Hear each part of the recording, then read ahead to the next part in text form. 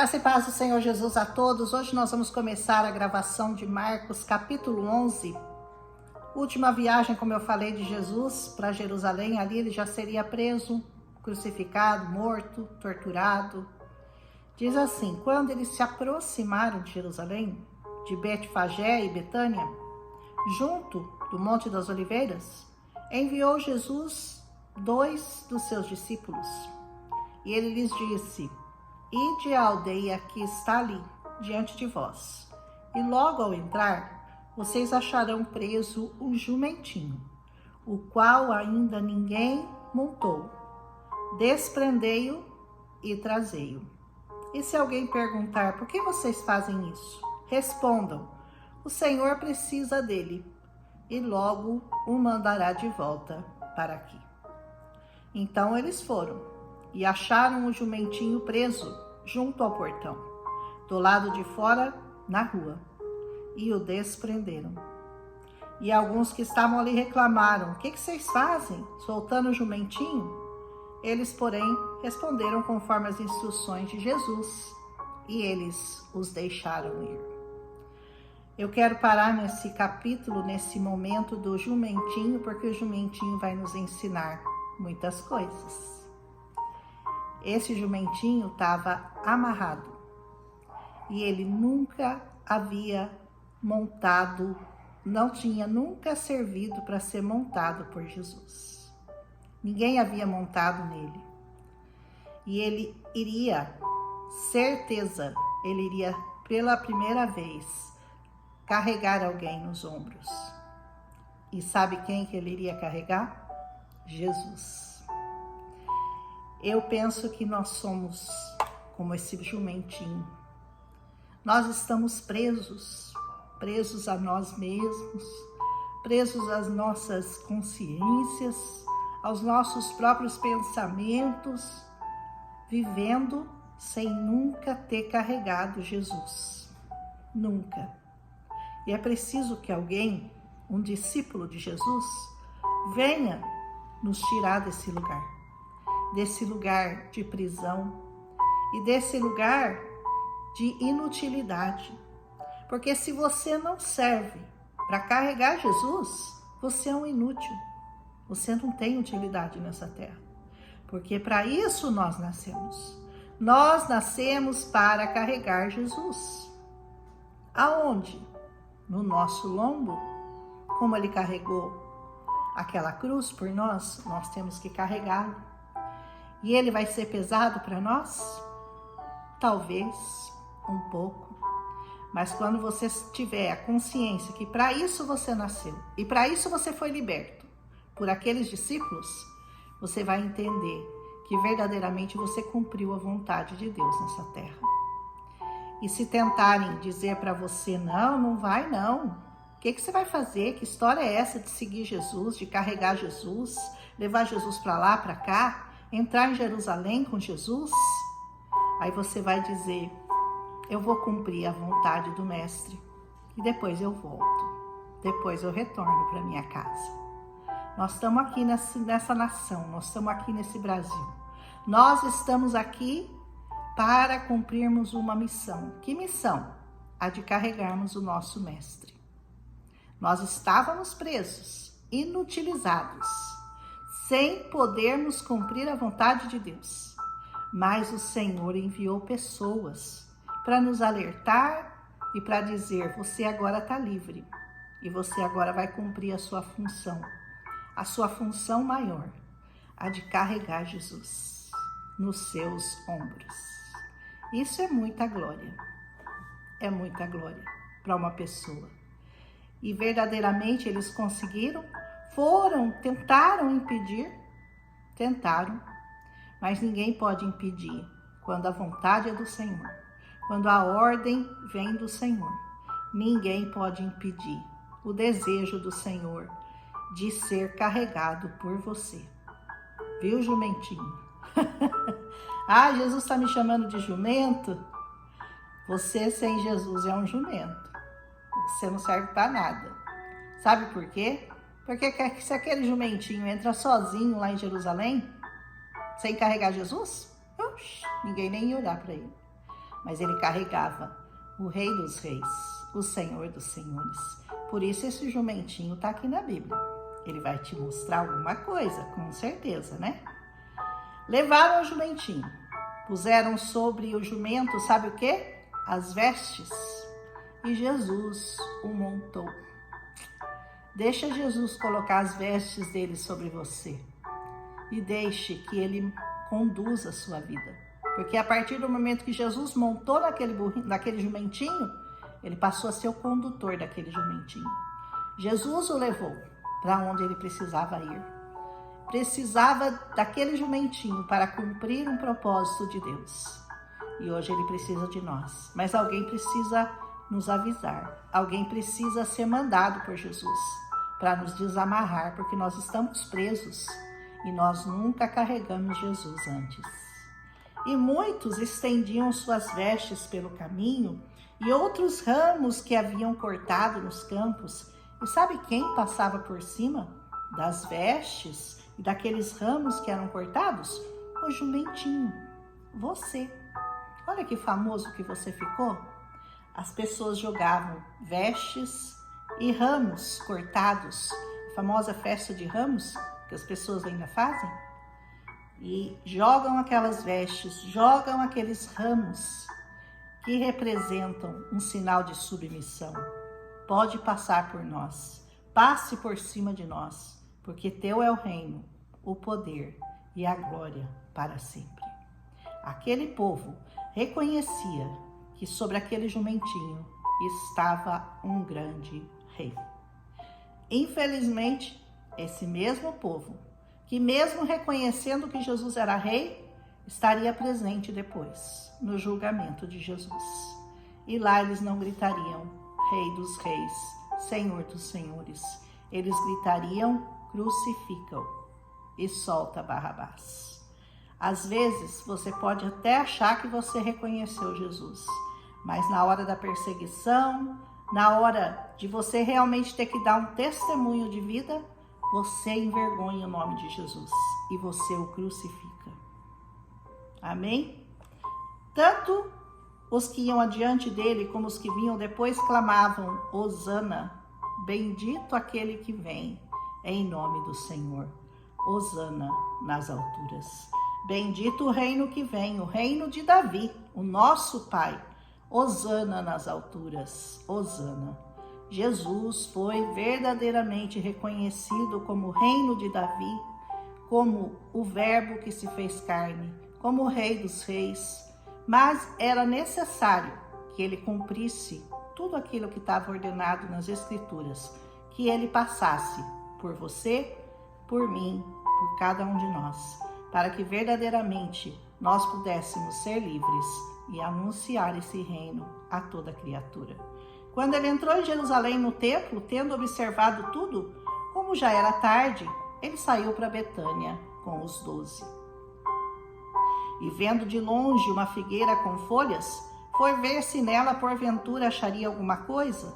Aproximando-se dela, nada achou, senão folhas, porque não era tempo de figos. Então Jesus lhe disse, nunca jamais coma alguém fruto de ti. E os seus discípulos ouviram isso.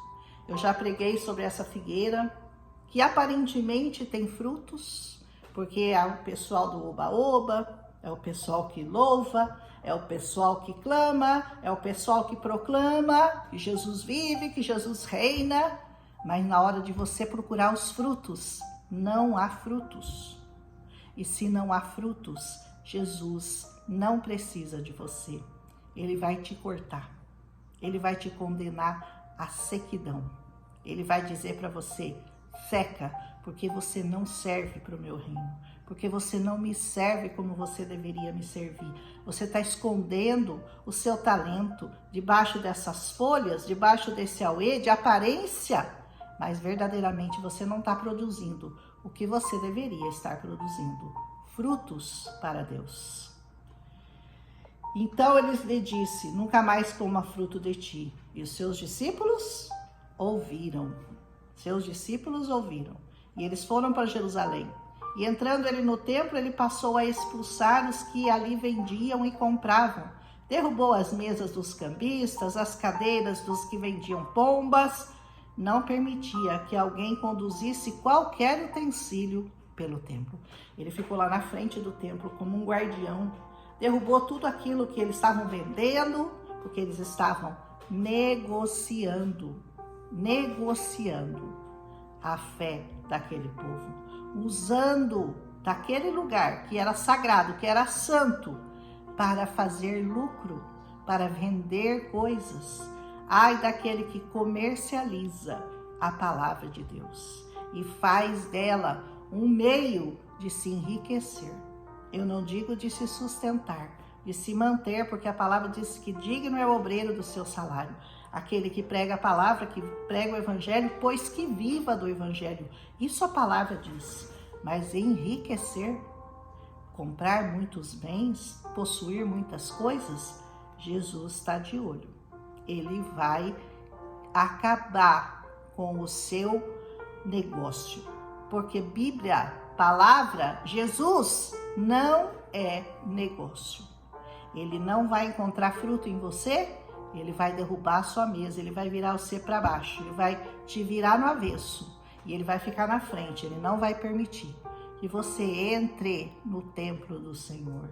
A lição é quase a mesma, a da figueira e a das mesas dos cambistas. São pessoas que aparentemente estão servindo, aparentemente estão dando frutos, aparentemente estão ali para engrandecer o nome do Senhor, mas na verdade elas estão ali por algum interesse e frutos nenhum não estão sendo dados. E também eles ensinavam e diziam, não está escrito, a minha casa será chamada casa de oração para todas as nações?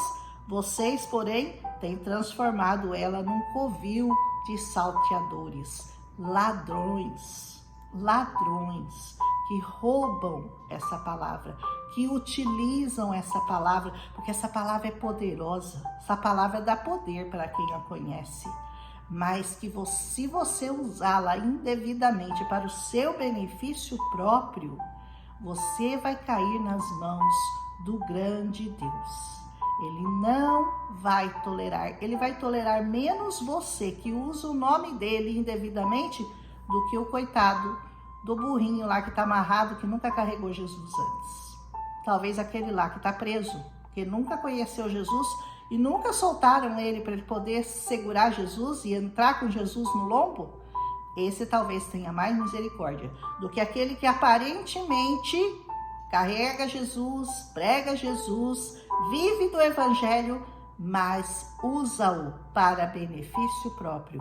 Ai desse. Não pensa que ele está levando vantagem. Olha para esse, né? Olha para uma pessoa que você vê, você visualiza que a pessoa está fazendo do evangelho um comércio, e você fala, nossa, isso é escândalo. Não se escandalize. Não se escandalize. Isso é mistério que aconteça. Tenha misericórdia e ore para que verdadeiramente essa vida se converta e não vá parar nas profundezas do inferno, como está fadado a acontecer. Amém? Vamos aplicar mais a misericórdia do que o juízo.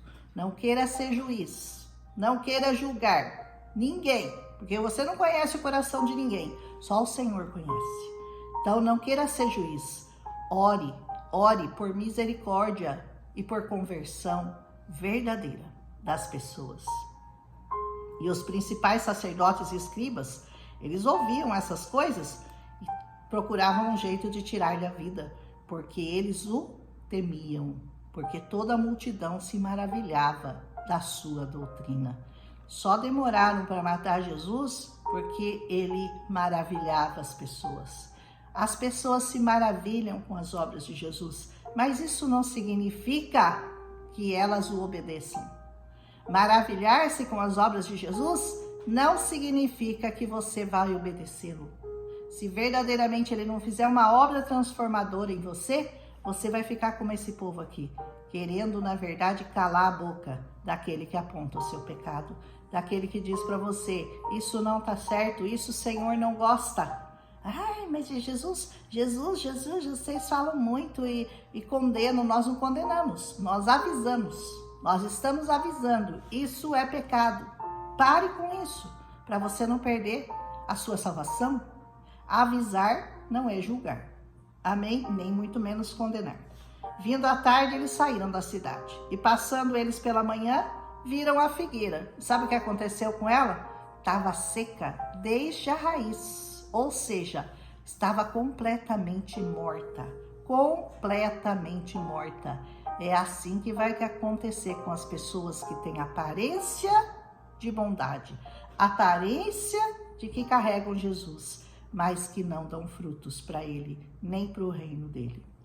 Ao que Jesus lhe disse, tende fé em Deus, porque na verdade eu vos afirmo que se alguém disser a esse monte, ergue-te, lança-te ao mar, e não duvidar no seu coração, mas crer que se fará assim, assim será. Você está admirado porque uma figueira secou? Você pode falar para esse monte aí que está te atrapalhando aí na sua vida, sei lá que monte que é, o monte da desgraça, o monte da morte, o monte da dor, o monte do sofrimento, o monte das dívidas, o monte da traição. Eu não sei que monte que está se erguendo na sua vida, mas você pode olhar para ele e na autoridade do nome de Jesus, você pode dizer, lança-te ao mar, monte, lança-te ao mar, e ele vai se lançar da mesma forma que a figueira secou. Não fique admirado, porque é assim que vai acontecer se você tiver fé. Por isso eu vos digo que tudo o que pedires em oração, crendo que recebestes, assim será. Você tem que orar e crer que você recebeu, e assim sucederá.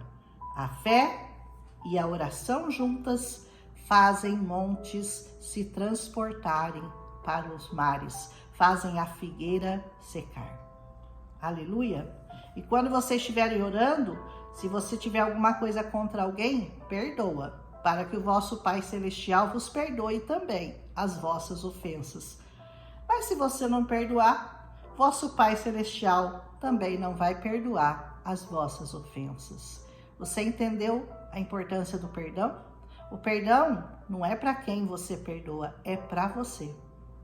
É para você que ele faz bem. A pessoa que tá lá que você precisa perdoar, não vai fazer diferença para ela. Se você a perdoar ou não, para você vai fazer toda a diferença. Porque é por esse perdão que você vai ser julgado pelo Senhor. Eu não consegui perdoar. Aí o Senhor vai falar para você, eu também não posso, então, porque está escrito na minha palavra que com o perdão que você perdoar, você vai ser perdoado. Mas Senhor, eu não consegui, o Senhor é grande em perdão, grande em misericórdia. O Senhor vai te capacitar. Perdão é uma decisão. Decida perdoar. E com certeza o Senhor fará isso através de você. Decisão, não é sentimento. É decisão, é obediência à palavra. E você vai liberar perdão para quem quer que tenha feito o mal que for para você nessa vida. Então regressaram para Jerusalém e andando ele pelo templo, vieram ao seu encontro os sacerdotes, os escribas, os anciãos e perguntaram, com que autoridade você faz essas coisas? Ou quem te deu essa autoridade para fazer? Jesus respondeu, eu também vou fazer uma pergunta para você e você me diz, daí eu te digo com que autoridade que eu faço isso. O batismo de João era do céu ou dos homens? Responde aí. E eles ficavam conversando. Se a gente disser que é do céu, ele vai dizer, então por que você não acreditou? E se a gente disser que é dos homens, aí nós vamos ter problema com o povo, porque o povo considera João um profeta. Eles não tinham resposta. Aí Jesus respondeu, eles responderam, nós não sabemos. E Jesus, por sua vez, disse, também, tampouco eu vou te dizer com que autoridade eu faço essas coisas. Fim de papo para você. Toma essa. Jesus não vai te explicar. Você vai ter que acreditar na autoridade que está no nome de Jesus. Porque ele não vai te explicar. Então faz algum sinal aí para eu acreditar que o Senhor é realmente Deus. Negativo. Ou você acredita na autoridade do nome de Jesus, ou você nunca vai ver sinais. Porque uma coisa vem antes da outra. Primeiro a fé, depois os sinais. Nunca antes os sinais e depois a fé. Porque sinais e milagres não geram fé. É a fé que gera sinais e milagres. E Jesus deixou eles lá cozinhando aqueles pensamentos na cabeça e não explicou. Sabe por quê também? Porque não adianta. Porque a autoridade que está no nome de Jesus, ou você crê, ou você não crê. Ninguém consegue explicar por que tem autoridade nesse nome. Não há explicação lógica, racional. Não é com a racionalidade que você vai acreditar no nome de Jesus. É pela fé. É pela fé. É por ouvir essa palavra, por dar ouvidos a essa palavra. Crê no nome do Senhor Jesus, será salvo tu e a tua casa. Se você não crê, você não vai ver sinais, você não vai ver maravilhas e você vai sempre duvidar dessa palavra. Mas em nome de Jesus, que o Senhor coloque hoje entendimento na sua vida, em nome de Jesus. Já passei bastante do meu tempo, hoje eu gravei 20 minutos. Espero que vocês tenham gostado, deixa seu like aqui, deixa um comentário, em nome de Jesus, e passe para outras pessoas se você foi edificado. Um abraço e até amanhã com Marcos 12.